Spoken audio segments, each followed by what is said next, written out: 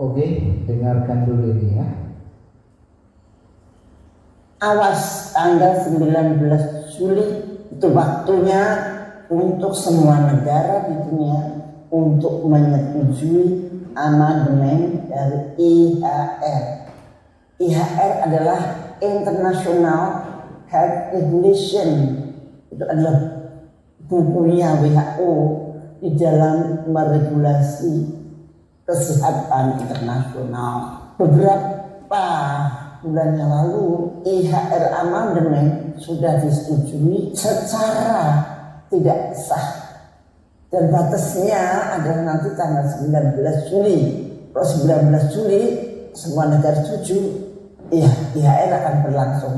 Ini pesan untuk Pak Prabowo. Amandemen IHR ini sangat berbahaya untuk kedaulatan bangsa dan negara kita, Pak.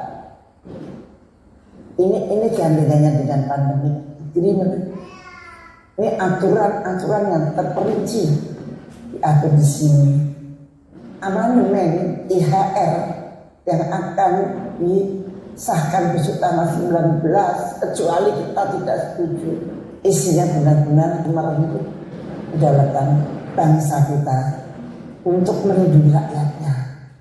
Jadi Bapak tidak bisa melindungi rakyat Bapak kalau ada pandemi. Ada 10 hal kenapa banyak negara juga menolak. Satu, mereka merubah definisi pandemi itu seperti apa. Mereka rubah dengan seperti KLB. KLB biasa itu sudah boleh disebut pandemi. Epidemi juga disamakan dengan pandemi. Nah, ini berbahaya karena mereka bisa mengatakan pandemi itu sama dengan bioterorisme karena disamakan dengan KLB, karena disamakan dengan epidemik juga mereka akan menentukan. Jadi itu pada definisi itu begitu. Tidak perlu ditemukan virus zoonosisnya. Nah ini berbahaya, Pak. Nomor 2, Dirjen WHO adalah orang yang berhak mengatakan ini pandemi, ini epidemi, ini KLB, bukan Menteri Kesehatan, bukan Presiden. Dan nomor 3, pendanaan. Kita disuruh mendanai apa perintahnya dari WHO. Apapun perintahnya harus didanai dengan dana kita. Kalau kita tidak punya dana gimana? Disuruh hutang, Pak. Jadi memang tujuan mereka adalah membuat kita supaya hutang. Terus nomor 4, versi yang final itu belum jadi. Versi yang final ini mengatur tentang pendanaan lah. Nomor 5, mereka tetap mengadakan OTG, orang tanpa gejala.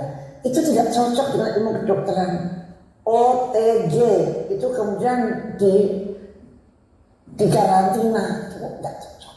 Yang namanya OTG atau orang tidak bergejala itu tidak akan menular dan tidak akan menderita. Makanya tidak perlu di karantina. COVID yang dulu itu salah, Pak. Dan kemudian yang sangat menyedihkan, satu, kita kalau mau keluar negeri mesti harus pakai paspor tentang vaksin dan sebagainya, dan kemudian disemprotin. Kalau mau masuk ke negara mesti disemprotin pakai insektisida atau pakai apa. Mereka sudah memaksa. IHR amandemen ini di dalam pasalnya mereka memaksa agar negara membuat undang-undang nasional seperti apa yang diperintahkan oleh mereka. Kita mau undang-undang itu padahal harus dibuat karena keinginan rakyat loh, untuk kemaslahatan rakyat. Ini undang-undang disuruh oleh orang asing untuk dibuat di negara kita. Nah, kita namanya apa? Tentang apes, tentang obat-obatan, semua itu adalah domain mereka. Kita tidak boleh menentukan. Pokoknya obat apa yang harus diberikan pada rakyat itu perintah mereka. Apalagi mau pakai obat herbal Indonesia, oh no way. Dan ini semua sudah ada aturan-aturannya di Omnibus Law Kesehatan.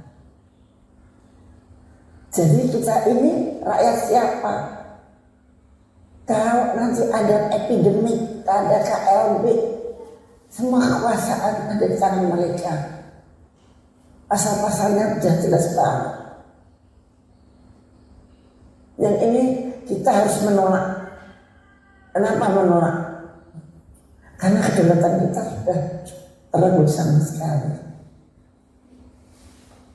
Dan yang terakhir, amandemen IHR ini jelas tidak melindungi hak-hak asasi manusia yang paling private.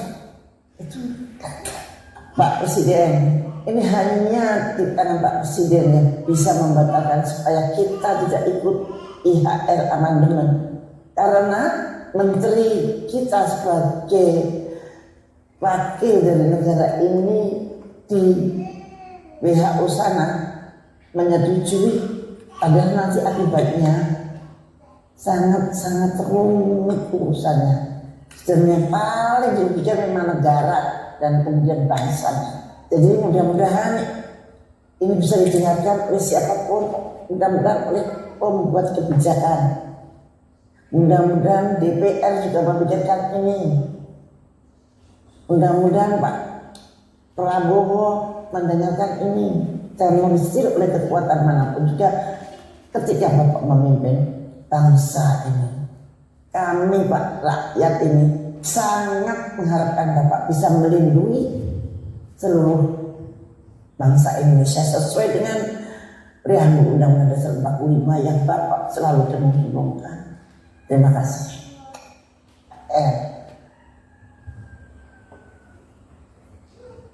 Paham ya kira-kira? Belum? Itu siapa itu yang berbicara tadi? Ada yang kenal siapa yang berbicara tadi? Itu mantan menteri, ya, Ibu Siti namanya.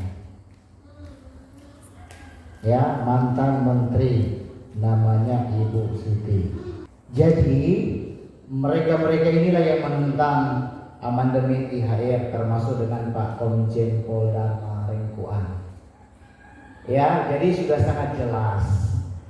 Makanya saya bilang, kalau Anda tidak peduli, Anda tidak mau belajar, ya Anda tidak tahu apa-apa. Anda akan nurut-nurut saja apa kata pemerintah. Pemerintah ini kan sudah bukan lagi. Makanya Ibu Siti bilang tadi, kedaulatan kita sudah nggak ada lagi. Hak asasi kita sebagai manusia sudah tidak ada lagi. Semuanya tunduk pada satu aturan. Ya, tadi kan dikatakan ya, amandemen IHR yang pada tanggal 19 Juli itu sudah dirapatkan di 174 negara. Ya, nah pertanyaan saya, apakah Indonesia menyetujui atau menerima amandemen IHR tersebut? Ya, kemarin tanggal 19 Juli sudah rapat besar-besaran dan beberapa negara itu sudah oke. Pertanyaan saya sekali lagi, apakah Indonesia menyetujui atau menerima amandemen IHR? Menerima. Ya, Indonesia secara default itu menerima amandemen IHR. Ya, kenapa? Karena tidak menyampaikan penolakan resmi ke WHO hingga batas waktu yang ditentukan. Ya, maka amandemen tersebut berlaku otomatis di Indonesia. Dalam pengertian Indonesia tidak ada berkata ya, tidak juga berkata tidak. Berarti kan secara otomatis Indonesia menyetujui secara otomatis. Jadi saudara Bapak Ibu yang terkasih, ini sesuai dengan mekanisme daripada WHO. Jika negara anggota tidak menolak secara tertulis maka dianggap menyetujui. Jadi sekali lagi, ya, amandemen IHR sudah disetujui oleh 174 negara termasuk Indonesia. Nah, pertanyaan saya kembali sekarang, apa itu IHR? Ada yang tahu? Nanti ditanya di luar sana nggak tahu jawab lagi. Ya, IHR itu adalah International Health Regulation, adalah perjanjian hukum internasional yang mengatur respon global terhadap darurat kesehatan masyarakat lintas negara. Jadi dalam pengertian WHO ini peduli dengan kesehatan dunia. Ya, maka dibentuklah WHO dan disetujui oleh berbagai negara, dan WHO inilah sebagai perjanjian hukum secara internasional yang mengatur respon global terhadap darurat kesehatan. Ya, oleh karena COVID kemarin. Karena dikatakan COVID kemarin kan seolah-olah terpogo-pogo, apa itu? Seolah-olah tergesa-gesa atau secara mendadak, dan berbagai negara ini bingung mau ngapain. Nah, maka dibentuklah amandemen IHR dan dikuasai oleh global supaya bisa diatasi menurut mereka. Ya, seperti itu saudara. Jadi saudara Bapak Ibu yang terkasih, ini sudah merupakan aturan yang disepakati bersama dari berbagai negara, yang tentunya menjadi bagian dari WHO.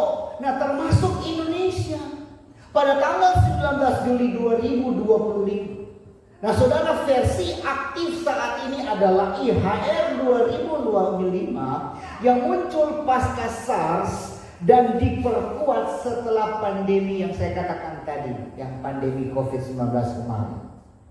Ya, jadi amandemen IHR adalah perubahan resmi terhadap isi IHR yang disepakati dalam World Health Assembly atau WHA pada 1 Juni 2020. Ini sudah dalam perencanaan dari tahun lalu dan baru diresmikan tahun 2025. Tujuannya apa, saudara? Tujuannya adalah memperkuat kesiapsiagaan, pencegahan, dan respon daripada pandemi global. Ini yang saya katakan di awal tadi. Ini tujuan mereka, saudara. Karena COVID kemarin mereka, yang saya katakan tadi, tergopo-gopo. Ya. Nah, amandemen ini, saudara Bapak Ibu yang terkasih, akan mulai berlaku pada bulan depan.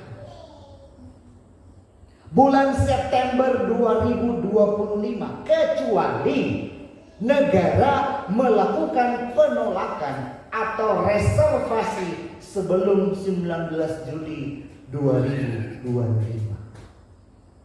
Ya. Ngeri loh saudara Bapak Ibu yang terkasih. Makanya saya bilang, ketika pandemi terjadi, maka WHO akan mengambil langkah. Misalnya WHO katakan lockdown, akan lockdown. WHO katakan vaksin, maka harus vaksin. Mereka katakan harus memakai obat dari WHO, harus memakai obat dari WHO, saudara. Tidak boleh memakai obat-obat yang lain di dalam referensi dari WHO itu sendiri. Artinya apa, saudara? Negara yang sudah menjadi bagian dari anggota WHO yang menyetujui pada tanggal 19 Juli itu harus tunduk pada ketetapan yang ditetapkan oleh WHO apabila pandemi itu terjadi. Pertanyaan saya, kalau Anda membangkang, kalau Anda melawan, apa yang terjadi? Iya, karena kenapa? Kok bisa? Kan itu kan hak asasi kami, sudah dirubah. Makanya perhatikan Undang-Undang Omnibus Law tentang kesehatan. Anda tidak akan mampu melawan karena sudah diatur oleh undang-undang. Justru Anda menjadi pembangkang kalau Anda tidak tunduk pada aturan.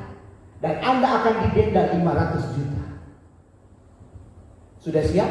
Punya duit tak? Bahkan sudah siap untuk Anda di penjara? Nggak mau. Lalu nggak mau, apa yang Anda solusi yang Anda lakukan? Tetap stay di rumah? Ya kan? Stay di mobil? Ya kan? Stay di speed? Stay di motor? Ngeri loh saudara. Jangan main-main. Ya. Sekalipun amandemen IHR ini adalah merupakan kontroversial. Ya, kita bisa lihat isi kontroversial dari amandemen. Ya, kontroversial artinya pro dan kontra publik terjadi. Kenapa saudara? Ya, karena dalam pasal ini terjadi perdebatan, pasal 1, pasal 12 dan juga 49. Di sini dikatakan WHO bisa menetapkan status darurat pandemi tanpa persetujuan negara. Ini yang saya katakan tadi. Ya, WHO bilang lockdown, Indonesia nggak bisa ngapa-ngapain. Ya, kemudian pasal 15 sampai 18 WHO mengatur distribusi produk kesehatan negara jadi bergantung. Jadi Indonesia tidak boleh mengeluarkan produk lain selain dari produk WHO. Paham nggak? Ya. Kemudian di pasal 27 saya agak cepat karena panjang. Pasal 27, orang sehat yang diduga terpapar di karantina. Saudara-saudara yang sehat-sehat diduga dia terpapar, langsung ditangkap di karantina. Ngeri nggak saudara? Ngeri. Lalu mau stay di rumah, didobrak rumah saudara. Kan tahun COVID-19 juga begitu kemarin. Ya, pasal 31, vaksinasi dan karantina bisa diwajibkan tanpa prosedur penolakan. Anda akan tetap disuruh vaksin. Inilah pasal-pasal yang pro dan kontra. Tapi mau ngapa? Udah keluar pasalnya. Udah disahkan pasalnya. Kemudian pasal 44, negara wajib meningkatkan pendanaan domestik. Negara wajib kasih keluar dana. WHO tidak wajib mempertanggungjawabkan hasilnya. Coba WHO lepas tangan. Jadi saudara Bapak Ibu yang terkasih, itulah undang-undang. Ya, beberapa narasi yang beredar menyebut ini sebagai ancaman terhadap kedaulatan kesehatan. Memang benar, ini adalah sebuah ancaman. Hak asasi manusia sudah tidak ada lagi. Saudara sudah tidak punya hak kemanusiaan. Hak saudara dan saya sudah diambil sama otoritas WHO. Jadi saya simpulkan bahwa amandemen IHR adalah merupakan penggenapan profetik daripada Wahyu pasal 13. Jadi sekali lagi dalam amandemen terbaru saya ingatkan lagi, saya tegaskan kembali bahwa yang pertama WHO bisa menetapkan darurat kesehatan global tanpa persetujuan negara. Makanya saya katakan tinggal tunggu waktu saja. Kemudian negara wajib menyesuaikan undang-undang nasional sesuai dengan arahan WHO. Berarti karena sudah termasuk anggota dan menyetujui, artinya Indonesia dan negara lainnya harus tunduk pada arahan daripada WHO. Kemudian karantina dan vaksinasi bisa diwajibkan bahkan terhadap orang sehat. Nah, ya, ngeri saudara. Kemudian penggunaan digital sertifikat untuk mobilitas dan akses layanan. Ada kaitan nggak dengan Payment ID? Ada. Karena disinilah poinnya hanya adalah untuk melacak saudara dan saya. Anda tidak tunduk pada otoritas, Anda tidak dapat menjual, tidak dapat Ngeri nggak saudara? Ngeri. Terus Anda mau ngapain? Makanya saya bilang minggu sahabat kemarin, dalam ibadah sahabat kemarin, kalau Anda tidak mampu diproses dari sekarang, mendingan Anda menyerah sama tanda binatang. Pakai aja, percuma. Jangan berkoar-koar iman-iman. Ya, banyak hamba-hamba Tuhan, hamba-hamba Elohim berkata, siapkan imanmu. Gak cukup untuk saya pribadi katakan hari ini. Gak cukup hanya untuk mempersiapkan iman saudara. Karena sudah terbukti COVID-19 banyak yang beriman, tapi apa? Menyerah bukan? Gak cukup. Ya, apalagi orang Kristen yang di luar dari pelayan Tuhan, apa Tuhan? Iya kan? Ngakunya beriman sedikit sakit dukun. Beriman dari mana itu? Iya kan? Jadi saudara, sistem ini bukan hanya soal kesehatan, tapi soal kendali atas tubuh dan kebebasan. Paham gak saudara? Berkali-kali saya sampaikan, berulang-ulang saya kasih tahu, sistem ini bukan hanya soal kesehatan, tetapi soal kendali, soal kontrol atas tubuh saya dan saudara, dan juga kebebasan. Kita nggak bisa bebas lagi seperti dulu. Saudara ada dalam kontrol. Haleluya. Anda dalam sistem, Anda dalam kontrolnya mereka. Ya, Anda memiliki apa yang Anda maukan, tetapi Anda dalam kontrolnya mereka.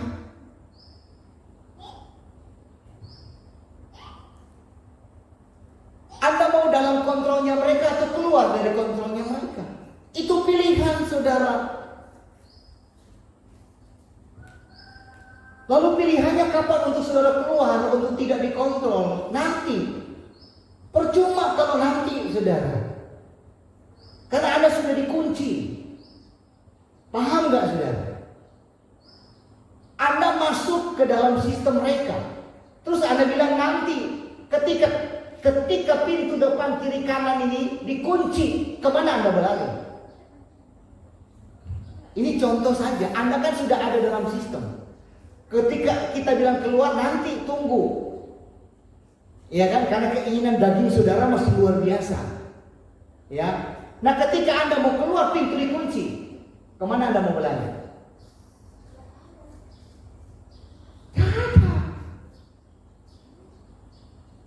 Makanya jangan terjebak. Itu yang saya wanti-wanti. Ya. Mulut saya berulang-ulang kali persiapan.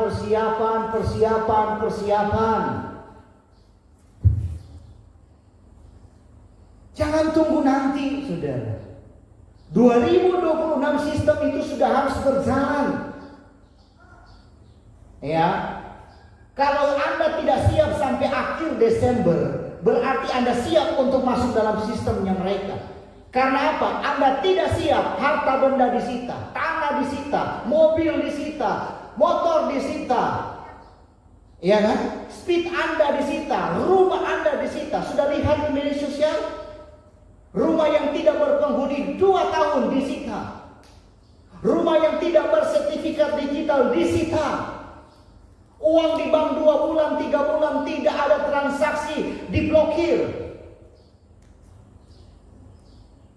Ayo.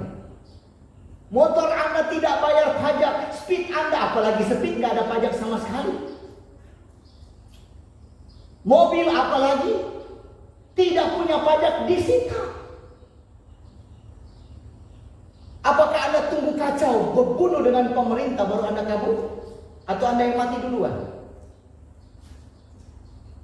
Pagi lusa akan kacau nanti, saudara. Lihat ini aja PBB naik aja udah kacau di mana-mana. Rakyat sudah berantem dengan aparat. Aparat banyak juga jadi korban, rakyat juga banyak jadi korban. Lihat media sosial, jangan cuma nonton drakor. Lihat media sosial, lihat pengorbanan yang terjadi. Bukan cuma TikTok-TikTokan. Lihat yang terjadi di dunia luar. Bukan cuma kerja terus yang dipikirkan, cari duit terus. Lihat segala sesuatunya. Tuhan kasih hikmat, Tuhan kasih akal budi, kerjakan itu semua. Mengerikan, saudara. Tapi nanti ketika terjadi, menyesal. Nggak ada gunanya. Ya. Jadi mari kita lihat dampak potensial jika dijalankan, saudara.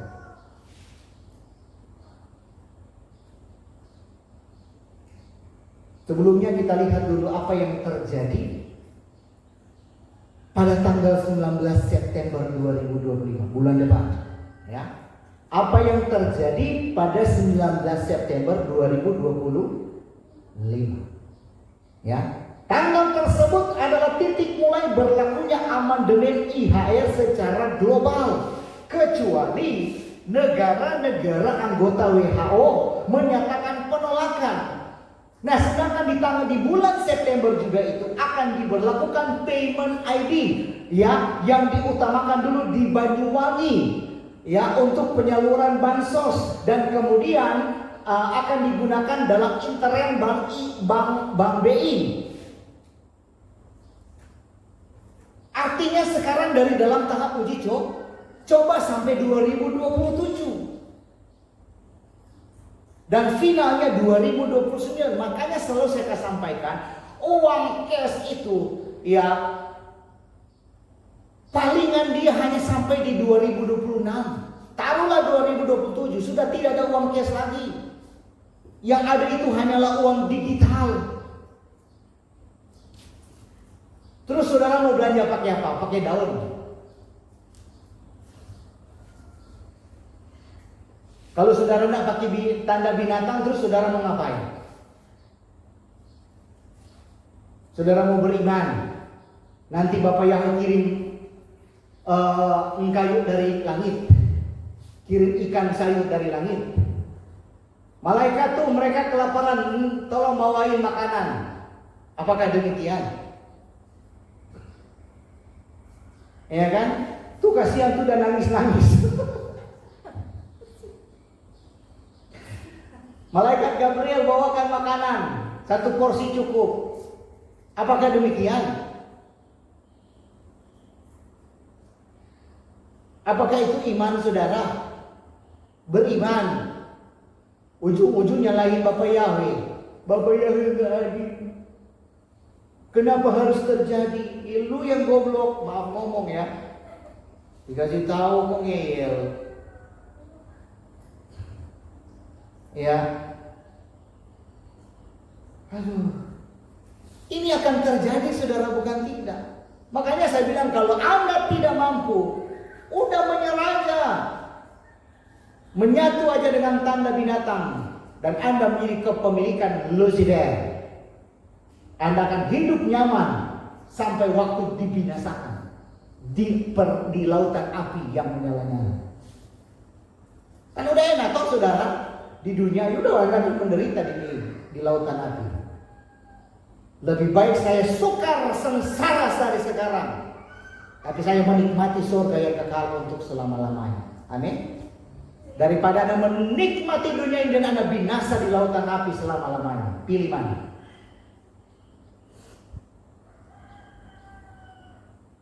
Ya. Ngeri, saudara.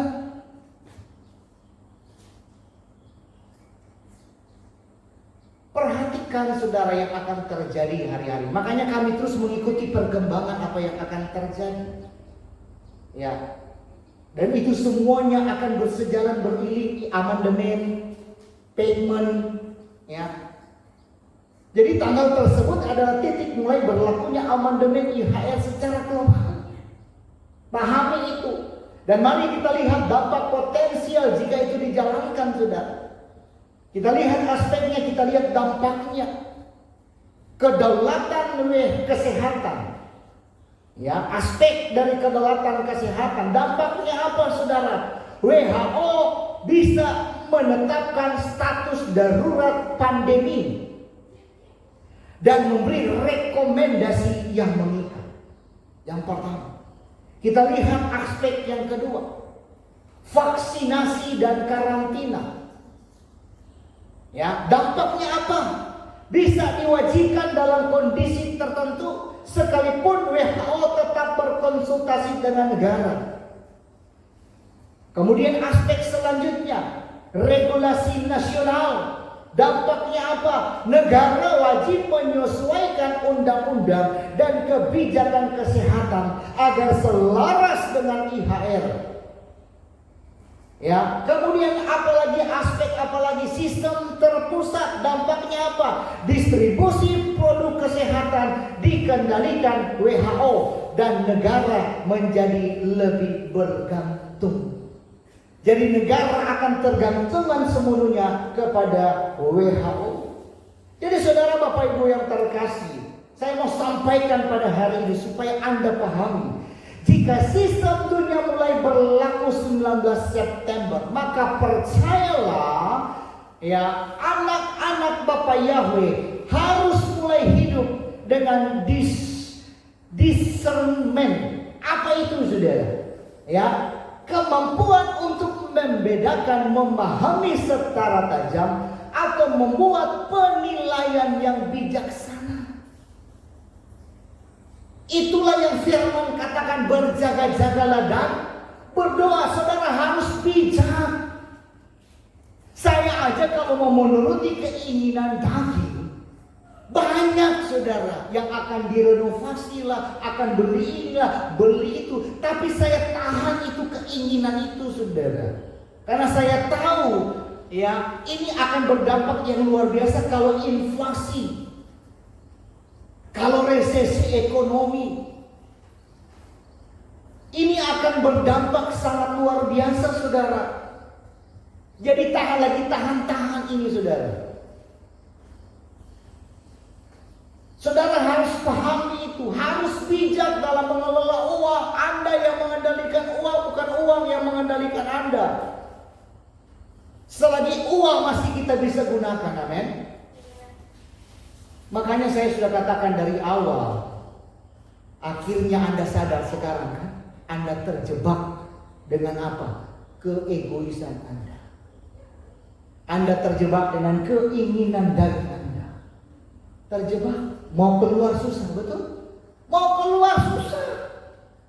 Anda sudah terjebak hutang di mana-mana. Maaf ngomong. Terjebak karena apa? Bayar hutang. Akhirnya bekerja lintang-lintang luar biasa. Belum arisan. Makanya saya bilang, kalau bisa, Pak Bu, Pak Ali, bisa saya sampaikan. Tolong didengar. Stop arisan dari sekarang. Ya, kalau Anda berani jual itu arisan. Kalau berani saya tantang Anda. Ya, ngeri saudara. Anda tidak akan keluar. Bisa keluar kalau sudah terkunci. Percaya sama saya. Memang saya bukan Tuhan. Ya, karena ada banyak isu-isu yang saya dengar. Siapa itu Om Pinky? Emangnya dia Tuhan? Emangnya dia tahu? Saya bukan Tuhan. Ya, tapi saya hamba Tuhan. Saya hamba Elohim yang dikasih hikmat, yang belajar, yang memahami apa yang akan terjadi. Dan sudah bisa saya buktikan apa yang saya sampaikan. Adakah yang meleset?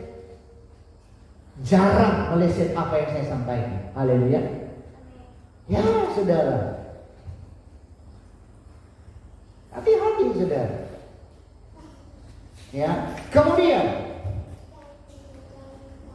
kalau WHO bisa menetapkan darurat, maka Samaim, surga, harus menjadi tempat perlindungan saudara dan saya. Amin. Ya. Makanya bergantung sama yang punya surga. Amin. Haleluya. Kemudian Yesua tidak menetapkan lockdown. Justru Yesua membuka pintu keselamatan untuk saudara dan saya. Amin. Muncul pertanyaan. Ya, berarti presiden kita Pak Prabowo atau negara kita Republik Indonesia tidak lagi punya otoritas sama sekali dong. Kenapa?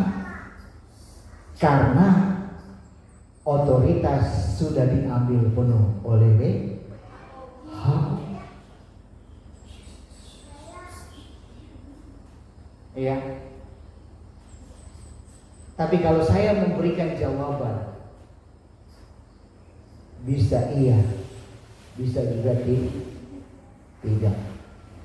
Tapi apa yang saya sampaikan itu memang iya, dalam kendali penuh dari WHO. Ya, saudara Bapak Ibu yang terkasih, saya mau sampaikan dan saya mau katakan di sini, ada pergeseran otoritas dalam konteks kesehatan global. Amandemen IHR memang memperkuat peranan WHO. Jadi soal kesehatan negara kita, Pak Presiden kita tidak berkutik sama sekali.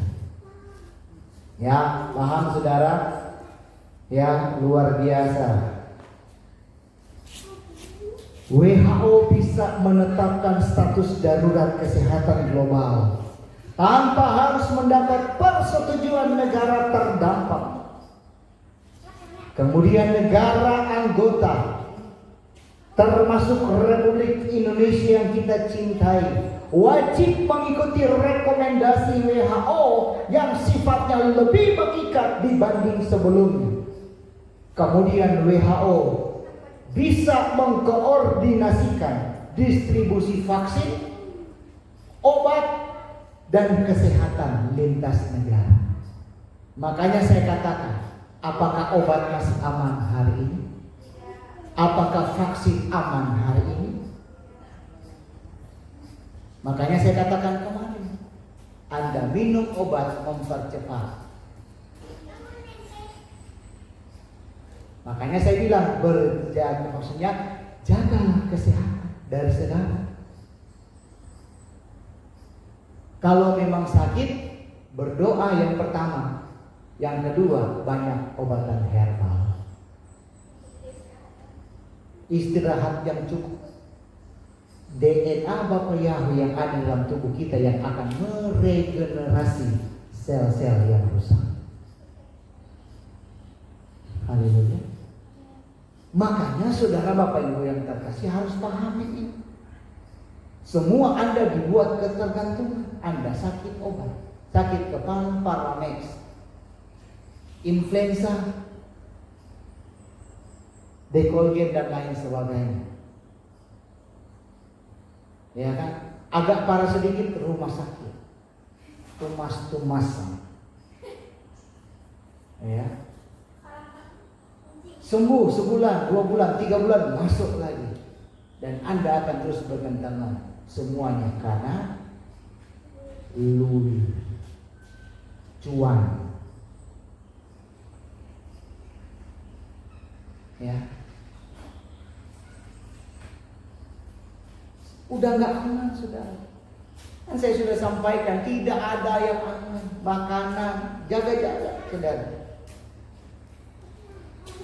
Ya, kita lihat kembali analogi secara sederhana saudara. Ya, saudara bisa bayangkan WHO itu seperti komandan pusat dalam operasi global, ya, dan negara seperti komandan lapangan. Artinya apa saudara?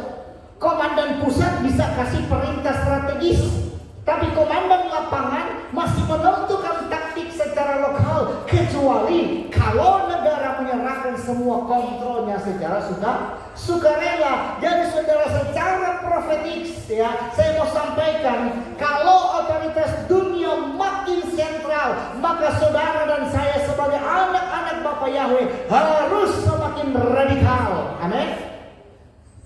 Kemudian presiden bisa tunduk kepada WHO, tetapi kita lebih tunduk kepada Bapa Yahweh. Amin.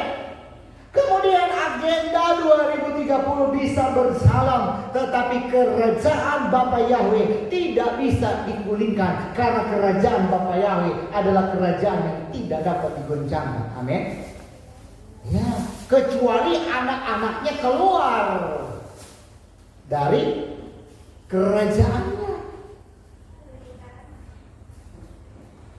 Paham sampai sini? Ini baru saya bahas tentang amandemen IHR, belum dengan kaitannya dengan Wahyu pasal 13. Nggak apa-apa ya, kan sudah ada makanan stay. Saya lanjut ya. Nah, kita lihat poin selanjutnya. Hubungan amandemen IHR dengan Wahyu pasal 13. Ya, sebelum saya lanjut, saudara sudah paham tentang amandemen IHR, amin? Tadi kan masih planak pelongo, lihat video kan? Ya, sekarang sudah paham, saya rasa paham. Kalau nggak paham, putar ulang nanti. Saya akan taruh di YouTube. Tapi mudah-mudahan nggak di take down, karena ini sudah berbicara global. Ya, karena biasanya di take down, ya. Ya tadi malam apa kemarin saya masukin di YouTube kan di WA Group di YouTube. Itu karena apa? Karena di YouTube di take down langsung diblokir sama pihak YouTube. Padahal itu tentang Presiden Vladimir Putin yang menyatakan Yesus itu berkulit hitam, saudara. Ya, dan Yesus itu buatan Roma, Vatikan. Ya memang benar. Orang yang nama aslinya kok Yesua, karena Yesus itu adalah kaisar Borgania kan. Itu lihat saja itu jelas saudara. Ya. Maka berbahagialah saudara yang percaya kepada Bapa Yahweh di dalam Yesua. Ya, haleluya. Oke ya, saya lanjut ya. Hubungan amandemen IHR dengan Wahyu pasal 13. Saya bacakan kembali. Wahyu 13 ayat 16-17. Tidak seorang pun yang dapat membeli atau menjual selain daripada mereka yang memakai tanda itu. Nah, pola kendali yang mirip saudara, ya, mari kita simak baik-baik, ya. Wahyu 13 dan juga amandemen IHR. Perhatikan baik-baik. Wahyu 13 dan dengan amandemen IHR. Wahyu 13 di tangan atau di dahi. Amandemen IHR itu validasi kesehatan dan vaksinasi wajib. Ada hubungannya? Ada. Ya. Kemudian di Wahyu 13 dikatakan kendali atas jual beli. Tidak dapat menjual, tidak dapat membeli. Amandemen IHR katakan apa? Kendali atas mobilitas, akses publik dan layanan. Ada nggak kaitannya? Ada nggak hubungan? Ada. Paham nggak saudara? Paham ya? Kemudian Wahyu 13 katakan binatang bicara seperti naga. Kita lihat dari amandemen IHR dikatakan apa di situ? WHO bisa menetapkan darurat tanpa persetujuan negara. Sinkron nggak? Sinkron. Kemudian Wahyu 13 katakan apa? Sistem global. Ya, amandemen IHR katakan regulasi internasional yang mengikat 74 apa 194 negara anggota WHO. Lihat saudara, 174. Ya. Ngeri loh saudara. Kalau enggak, jadi saudara Bapak Ibu yang terkasih, kembali lagi dalam pembahasan sebelumnya. Apa yang dikhawatirkan saudara? Ya, apa yang dikhawatirkan? Yang dikhawatirkan yaitu WHO sekali lagi bisa menetapkan darurat pandemi global tanpa disetujui oleh negara termasuk Indonesia. Ya, dan negara wajib membuat undang-undang nasional sesuai dengan arahan itu masuk dalam pasal 4. Ya. Kemudian karantina dan vaksinasi bisa diwajibkan bahkan terhadap orang sehat. Itu pasal 27 dan 31. Kemudian sistem ini bisa menjadi kendali atas tubuh, mobilitas, dan hak individu. Mirip dengan kendali ekonomi dalam Wahyu pasal 13. Haleluya. Jadi kalau ada yang bilang gak ada kaitannya, itu bodohnya minta ampun, saudara. Kalau payment ID bagaimana? Kalau payment ID itu mengatur transaksi. Tahu nggak transaksi? Ya, bertransaksi. Ya kan? Kalau amandemen IHR apa? Kalau payment ID tadi apa? Kalau amandemen IHR apa? Mengatur tubuh dan gerak kita. Ya,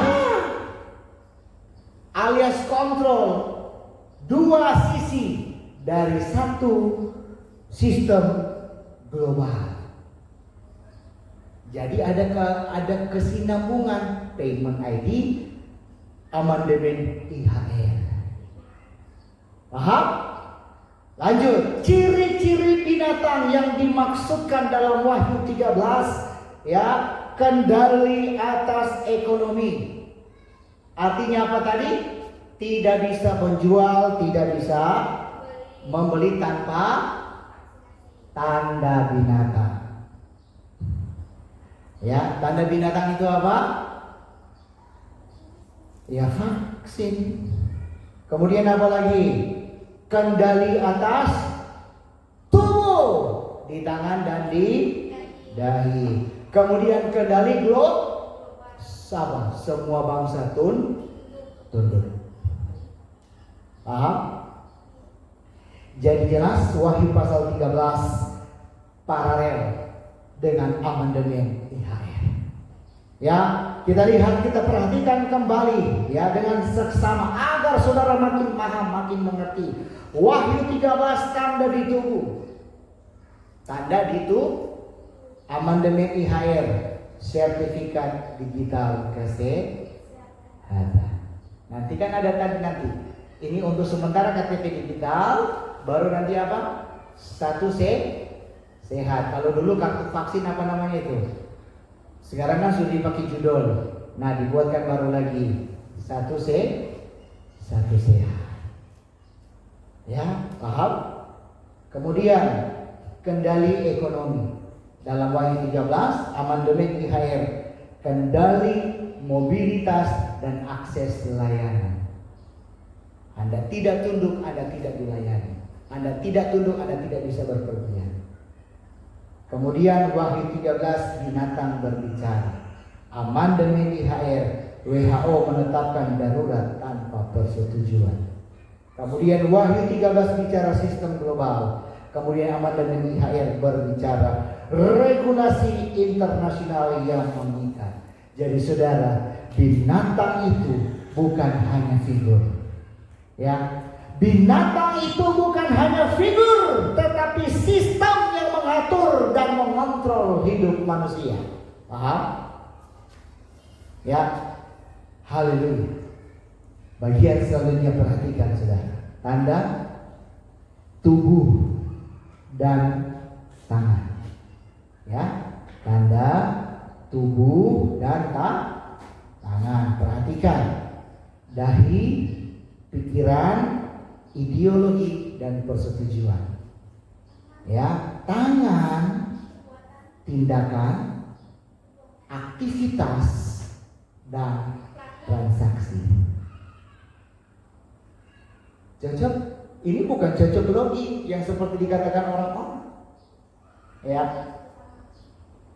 haleluya. Makanya saudara, hati-hati dahi saudara lu. Ya, hati-hati dengan pikiran, ideologi, persetujuan saudara. Hati-hati dengan tangan, dengan Anda bertindak, beraktivitas dan bertransaksi. Ya, kawan-kawan saya, saya sih sudah mulai batasi. Sebenarnya ya memang harus.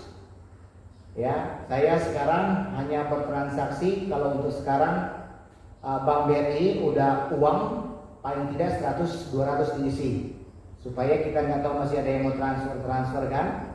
Oke, nggak masalah, tapi intinya ada transaksi. Karena 3 bulan ya nggak ada transaksi, langsung diblokir sayang. Nggak bisa lagi transaksi. Bisa ke Indomaret, Alfamart, jauh. Bisa sih ke Kayaan juga, tapi kan lebih enak kalau masih lewat HP. Ya. Kemudian apa lagi? Ya, untuk Shopee masih bisa jual beli. Tapi kalau kawan saya kemarin, keluarga saya juga uangnya udah ditarik semua di bank. Dia udah tarik. Bang sampai nanya, kenapa Bu mau ditarik? Dari pihak bank sampai nanya.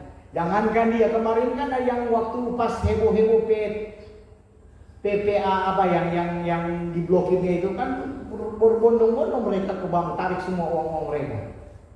Sebelum itu terjadi kan saya sudah ngomong. Terjadi enggak? Terjadi.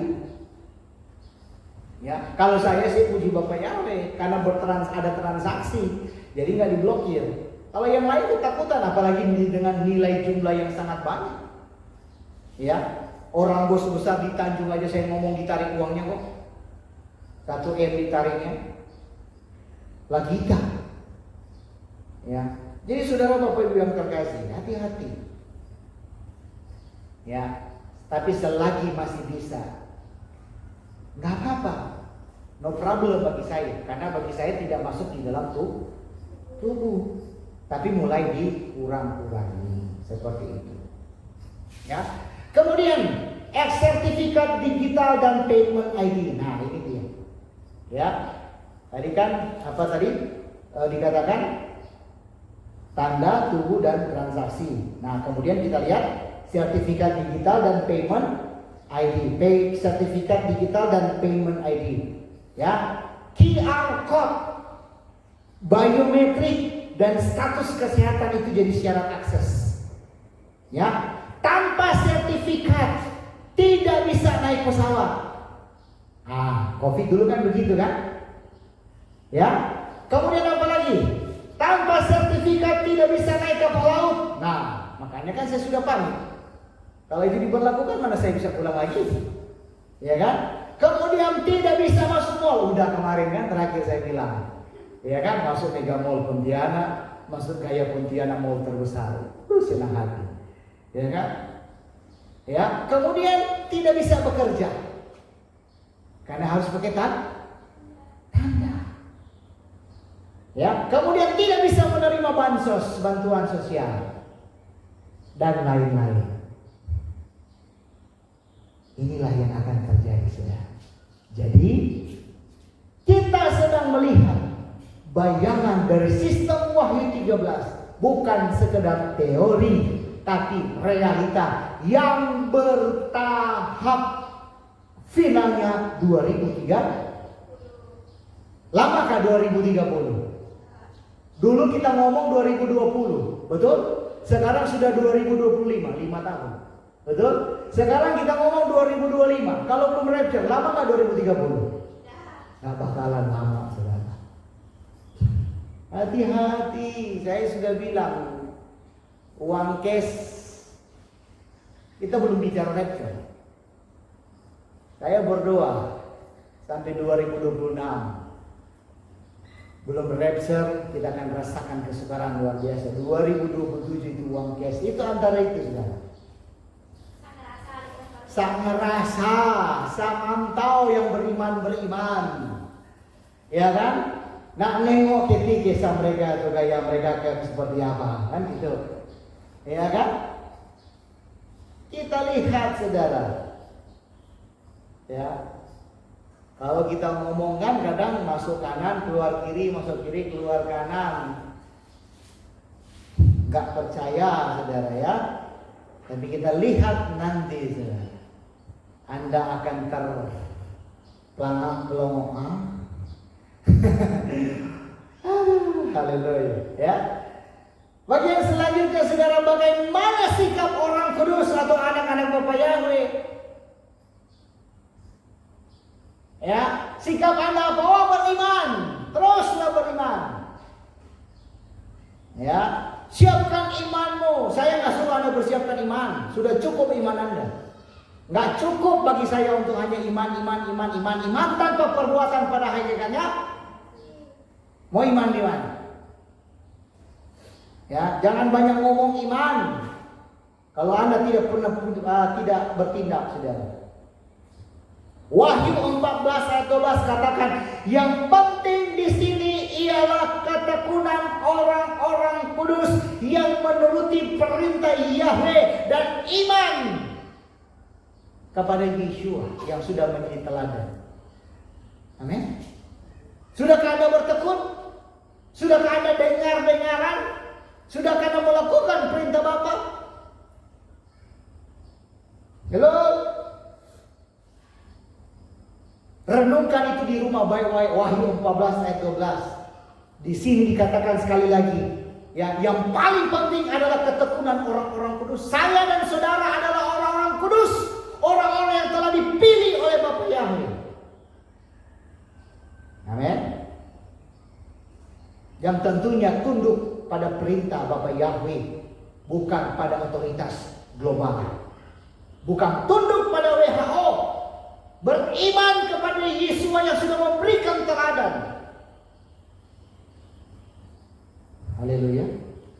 Terus apa yang harus dilakukan?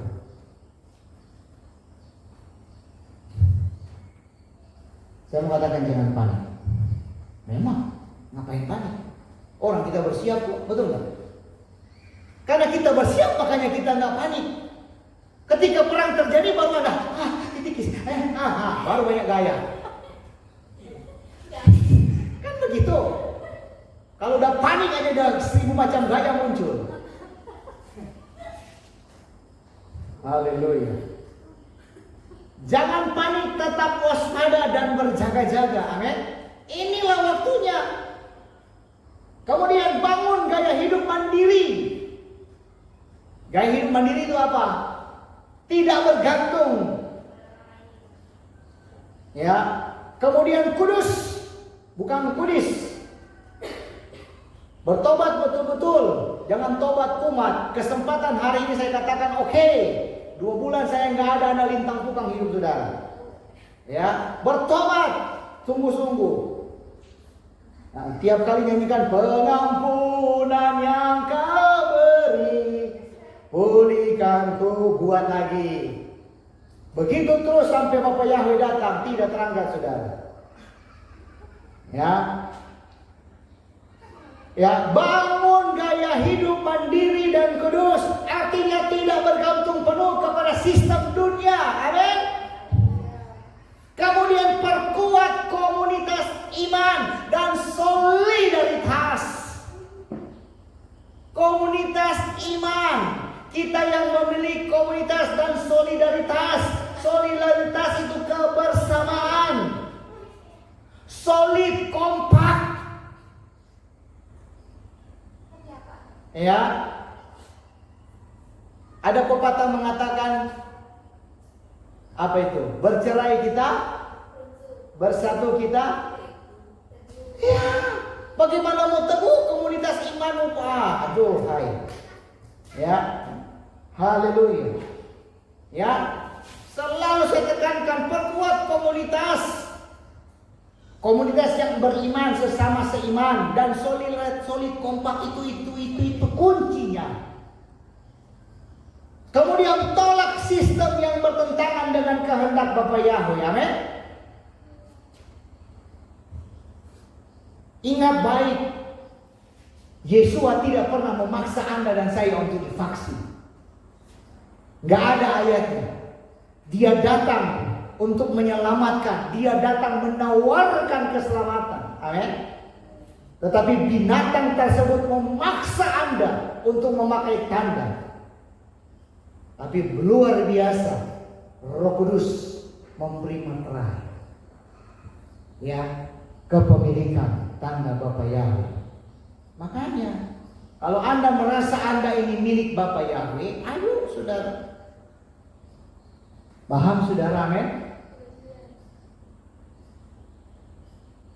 sebagai penutup saudara dan sebagai ajakan, mari kita paham bahwa amandemen IHR itu bukan sekedar kebijakan. Ya, sekali lagi amandemen IHR bukan sekedar kebijakan, tetapi penggenapan nubuat. Amin. Penggenapan dari apa yang sudah dinubuatkan. Kemudian saudara dan saya dipanggil untuk berdiri teguh, bukan loyo-loyo. Ya, berdiri teguh untuk tidak tunduk pada sistem dunia. Amin. Kemudian Yeshua adalah satu-satunya jalan. Ya, tidak ada jalan lain menuju kepada Bapa, tidak ada jalan lain menuju keselamatan, tidak ada jalan lain menuju surga tanpa melalui Yesus, tanpa melalui darah. Itu tanda orang percaya, bukan QR code, bukan sertifikat. Paham? Untuk itu saya mengajak,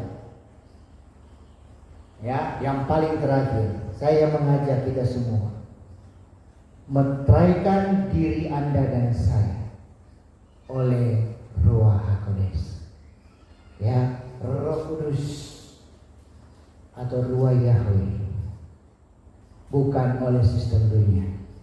Jadi mari kita menjadi saksi di tengah dunia yang dikendalikan oleh Dia. Amin. Bukan Anda yang dikendalikan oleh orang-orang lingkungan keluarga yang tidak tahu apa-apa. Anda yang tahu kebenaran tapi Anda mudah dikendalikan. Heran ya. Kita yang tahu kebenaran jangan mudah dikendalikan oleh orang luar, nggak tahu apa-apa, sekalipun itu keluar. Anda yang harus jadi terang. Anda ada di terang, pergi ke gelap. Sangat disayangkan saudara. Ya, jadi mari saudara Bapak Ibu, saya mengajak sekali lagi. Ya, saya kalau ada hal-hal yang baru, saya sampaikan. Entah besok apa lagi ya, sekiranya Bapak Yahweh memberikan hikmah. Karena semuanya sudah diberikan, apalagi yang kurang kan? Ya, apalagi yang kurang. Jadi mari, ya, kita lebih sungguh-sungguh lagi memaknai keadaan. Jangan terlena. Anda kerja silakan, ya, tapi dengan fokus tujuan agar supaya yang pertama Anda bisa makan dan minum. Yang kedua untuk persiapan, karena persiapan gak mudah. Tidak selangsung kita memutar balikan telapak tangan. Iya, kalau Anda punya duit 100 juta, tebangun langsung. Iya kan? Tapi kalau sudah modal dengan pas-pasan, gak mudah. Dari sekarang kita tergopoh-gopoh, gak apa-apa. Tapi apabila waktunya kita sudah aman, mereka nak membunuh kah? Mereka nak kalut kah? Mereka nak panik kah? Mereka nak berperang, terserah tidak. Yang penting saudara dan aman sudah aman.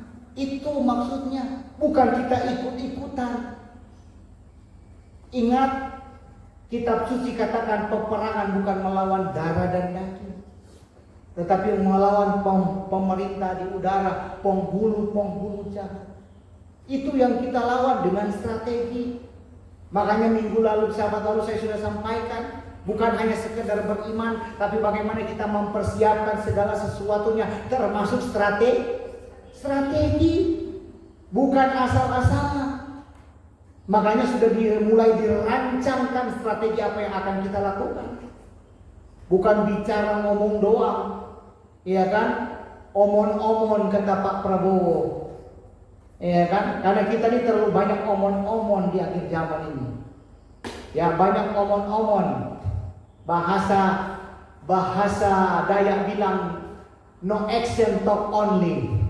Banyak bicara, nggak ada aksi, nggak ada tindakan. Bahasa firman katakan iman tanpa perbuatan mati, nggak ada gunanya, saudara. Ya, makanya saya bilang lebih baik Anda menyerah saja, lebih baik Anda pakai tanda binatang aja.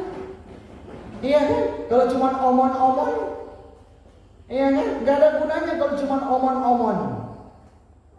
Ya kan? Bahasa terkeren dari seorang Presiden Prabowo. Ya, jangan terlalu banyak omon-omon, saudara. Ya, haleluya. Ya, jadi mari saudara Bapak Ibu yang terkasih, ya, tetap semangat di dalam Bapa Yahweh dan mulailah ya rancangkan strategi untuk ke depan. Haleluya. Bapa Yahweh memberkati kita.